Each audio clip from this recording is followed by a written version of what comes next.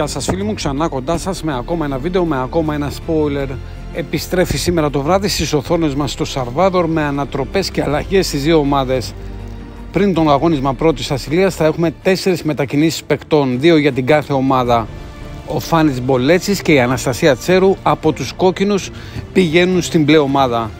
Και η Δώρα Νικολή με τον Γιώργο Παπαχαραλάμπους από την μπλε ομάδα στους κόκκινους. Αυτές θα είναι οι 4 αλλαγές των παικτών που θα δούμε στο σημερινό επεισόδιο.